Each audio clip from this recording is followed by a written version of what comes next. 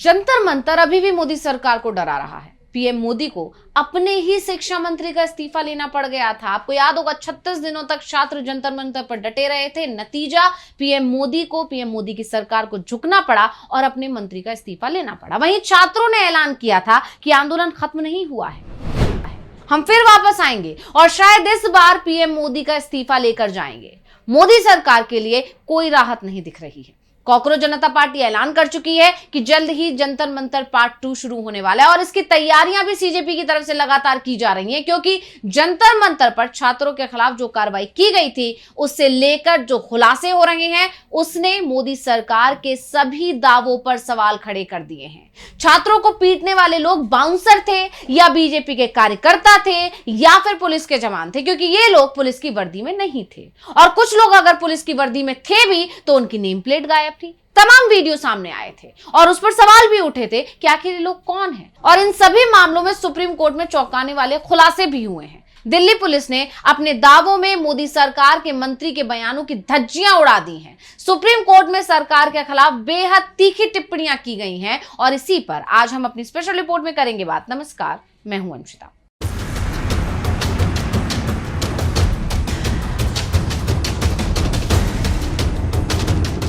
जंतर मंतर पर छात्रों के साथ हुई बर्बरता मामले में सुप्रीम कोर्ट में सरकार और दिल्ली पुलिस की कोई दलील काम नहीं आई और कोर्ट ने बीजेपी सरकार को दिल्ली पुलिस को करारा झटका दे दिया। कोर्ट ने दिल्ली पुलिस के हलफनामे को दरकिनार करते हुए बड़ा फैसला सुना दिया, जिसके बाद दावा किया जा रहा है कि सुप्रीम कोर्ट को भी सरकार और दिल्ली पुलिस के जवाब पर भरोसा नहीं है और अब सुप्रीम कोर्ट के आदेश के बाद ये उम्मीद की जा रही है कि छात्रों को न्याय मिलेगा। तो सबसे पहले आपको बताते हैं कि आखिर सुप्रीम कोर्ट ने क्या फैसला किया है। 20 जुलाई को छात्रों के साथ बर्बरता हुई, लाठी डंडे बरसाए गए, पैलेट गन चलाए गए, लेकिन सरकार और दिल्ली पुलिस की शुरुआत से कोशिश ये है कि मामला रफा दफा हो जाए।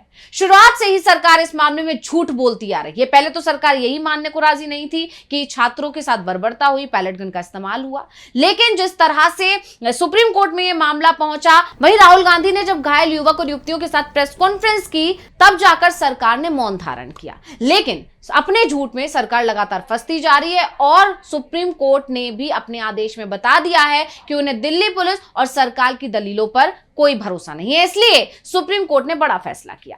तो सुप्रीम कोर्ट ने जंतर मंतर पर हुए विरोध प्रदर्शन की पूरे मामले की स्वतंत्र जांच करने के लिए एक हाई पावर्ड कमेटी गठित करने का फैसला किया है। इस कमेटी में पूर्व सुप्रीम कोर्ट जज, पूर्व हाई कोर्ट चीफ जस्टिस और अन्य सदस्य शामिल हो सकते हैं। और इसके साथ ही सुप्रीम कोर्ट की तरफ से कहा गया कि सुझावों पर विचार करने के बाद कल यानी 19 अगस्त को अपना अंतिम आदेश पारित कर सकती है। कोर्ट ने इसके साथ ही यह भी स्पष्ट किया कि शांतिपूर्ण प्रदर्शन कर रहे निर्दोष छात्रों के खिलाफ दर्ज प्राथमिकियों को उपद्रवी तत्वों के मामलों से अलग कर रद्द किया जा सकता है। यानी सरकार जो इसमें टालमटोल कर रही है उस मामले को भी जल्द से जल्द सुलझाया जाए, यानी निर्दोष छात्रों पर जो एफआईआर की गई है उन्हें वापस लिया जाए। सुप्रीम कोर्ट ने कहा कि हाई पावर्ड कमेटी पीड़ितों और प्रभावित लोगों को अपनी बात रखने का पूरा मौका देगी। अदालत ने इसके गठन के लिए पक्षों से सुझाव भी मांगे हैं। कोर्ट की तरफ से कहा गया है कि कमेटी में सुप्रीम कोर्ट का एक रिटायर्ड जज के अलावा हाई कोर्ट के एक रिटायर्ड जज को शामिल किया जाएगा। इसके अलावा एक पूर्व सीबीआई महानिदेशक और एक पूर्व राज्य डीजीपी से सहमति प्राप्त कर ली गई है। कोर्ट ने यह भी कहा कि कमेटी की संरचना ऐसी होनी चाहिए जिससे बाद में सीबीआई या पुलिस से जुड़े आरोपों पर हितों के टकराव का कोई सवाल ही ना उठे। कोर्ट की तरफ से यह भी कहा गया कि शांतिपूर्ण प्रदर्शन करने वालों और उपद्रवियों में फर्क होता है। अदालत ने संकेत दिया कि एचपीसी स्वतंत्र रूप से सभी आरोपों की जांच करेगी जिसमें पुलिस कार्रवाई और कथित जातियां शामिल हैं। सुप्रीम कोर्ट ने कहा कि शांतिपूर्ण विरोध में शामिल छात्रों के खिलाफ दर्ज एफआईआर रद्द की जा सकती हैं। इसके साथ ही सीजे सूर्यकांत ने कहा कि शांतिपूर्ण विरोध कर रहे छात्रों और हिंसक उपद्रवियों के मामलों में स्पष्ट अंतर किया जाना चाहिए। सीजीआई ने टिप्पणी की कि आर्टिकल 19 के तहत मिले अधिकारों को भुलाया नहीं जा सकता। छात्रों के शांतिपूर्ण प्रदर्शन को गैरकानूनी नहीं कहा जा सकता। उनकी मांगों को वैध तरीके से सुनना चाहिए और सरकार के खिलाफ आवाज उठाने वाले छात्रों के मामले हिंसा से अलग होते हैं। अदालत ने जोर देकर यह भी कहा कि यह हजारों निर्दोष छात्रों के भविष्य का सवाल है। इसके साथ ही कोर्ट ने महिलाओं और बच्चों के खिलाफ अपराधों पर कड़ी आपत्ति भी जताई और इसे गंभीर मुद्दा बताया। कोर्ट ने कहा कि ऐसे मामलों में कोई बहाना या औचित्य नहीं हो सकता। सीजीआई ने स्पष्ट किया कि पीड़ित कोई भी हो, अदालत उसके साथ खड़ी है और मामले को तार्किक अंजाम तक पहुंचाया जाएगा। कमेटी हर पहलू की जांच कर अपनी रिपोर्ट सौंपेगी। सुप्रीम कोर्ट ने साफ शब्दों में कहा कि ऐसे मामलों में कोई बहाना या औचित्य नहीं हो सकता। कोर्ट की अब जो ये टिप्पणी है, ये दिल्ली पुलिस के हलफनामे को लेकर दी गई है, क्योंकि दिल्ली पुलिस ने बल प्रयोग करने की वजह बताई है। दरअसल दिल्ली पुलिस ने सुप्रीम कोर्ट में बताया कि छात्रों के प्रदर्शन में उन्होंने जरूरत से ज्यादा बल का इस्तेमाल नहीं किया। उन्होंने ये भी साफ कहा कि 20 जुलाई को जो हालात बने थे, उनमें पुलिस को मजबूरन कार्रवाई करनी पड़ी और दिल्ली पुलिस के इसी बयान को लेकर सीजीआई की तरफ से कहा गया है कि कोई भी बहाना नहीं चलेगा। दिल्ली पुलिस ने शीर्ष अदालत को बताया था कि उस दिन जंतर मंतर और आसपास करीब 30,000 से ज्यादा प्रदर्शनकारी जमा हो गए थे। 3 किलोमीटर के इलाके में इतनी बड़ी भीड़ को काबू में रखने के लिए 5,000 पुलिस वाले तैनात किए गए थे। दिल्ली पुलिस ने कोर्ट को यह भी साफ बताया था कि उनका मकसद किसी को नुकसान पहुंचाना नहीं था, सिर्फ कानून व्यवस्था बनाए रखना था और उपलब्ध और कानूनी तरीके से ही हालात संभाले गए।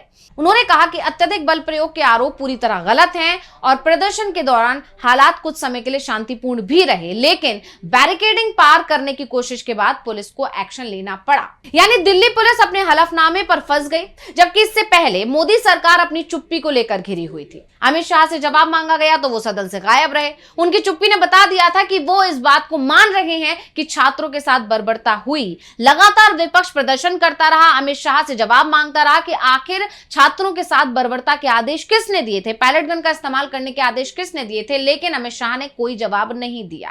फिर किरण रिजिजू और दिल्ली पुलिस के हलफनामे ने सरकार की मंशा पर एक बार फिर सवाल खड़े कर दिए। वहीं दूसरी तरफ किरण रिजिजू और दिल्ली पुलिस की तरफ से जो हलफनामा दाखिल किया गया है, उसमें भी विरोधाभास देखने को मिल रहा है। दोनों की तरफ से अलग अलग बयान देखने को मिल रहा है और सरकार पलटती हुई दिखाई दी। किरण रिजिजू ने कहा कि किसी की हड्डी नहीं टूटी, कोई गंभीर रूप से घायल नहीं हुआ। सुनिए किरण रिजिजू का बयान।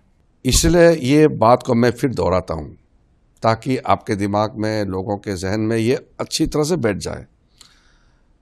एक आदमी का मौत नहीं हुआ, एक आदमी का हड्डी नहीं टूटा, एक भी प्रोटेस्टर सीरियस इंजरी के साथ में अस्पताल में नहीं है। अब किरण रिजिजू के बयान के बाद मोदी सरकार बुरी तरह से घिरी हुई है। वहीं दिल्ली पुलिस ने सुप्रीम कोर्ट में जो हलफनामा दिया, उस पर भी सरकार घिर गई है, क्योंकि किरण रिजिजू कह रहे हैं कोई घटना नहीं हुई, किसी तरह का बल प्रयोग नहीं हुआ, लेकिन दिल्ली पुलिस कह रही है कि एक्शन लेना पड़ा था। यानी दो अलग अलग तरह के बयान सरकार की तरफ से आ रहे हैं और अब सरकार की जमकर आलोचना हो रही है कि अगर ऐसा नहीं हुआ था, यानी जैसा कि किरण रिजिजू कह रहे हैं, तो शाह सदन में क्यों नहीं आए, क्यों विपक्ष के सवालों से भागते रहे। यानी झूठ बोलकर लीपापोती करने के चक्कर में सरकार उल्टा फंस गई है। नए सवाल सरकार पर उठने लगे हैं और इन सब के बीच अब सुप्रीम कोर्ट ने हाई पावर्ड कमेटी गठित कर दी है और बता दिया है कि उन्हें ना तो सरकार पर, ना उनके किसी बयान पर कोई भरोसा है। जांच अब सीधा कोर्ट की निगरानी में होगी, क्योंकि ये बच्चों के भविष्य का सवाल है। तो स्पेशल रिपोर्ट आपको कैसी लगी, हमें कमेंट करके अपनी राय जरूर दीजिएगा। इसी के साथ मुझे दीजिए इजाजत। देखते रहिए डीवी लाइव। नमस्कार।